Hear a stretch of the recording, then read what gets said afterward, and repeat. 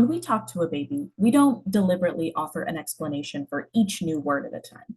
And yet, exposure alone is enough for a young child to become fluent in a language.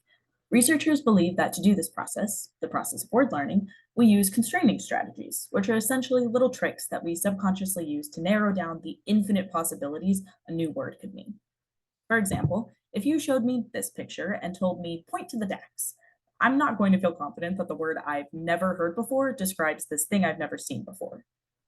But if you showed me both of these and now told me, point to the DAX, well, I know that this one's ball, process of elimination, this must be the DAX. That's the process of disambiguation. We know a lot about word learning and disambiguation in kids that speak English. But up until this point, most researchers have assumed that bilingual kids must struggle. If every object has two names, they must be bad at disambiguating. However, the data used to make these assumptions has come from experimental tasks that have only been given in English.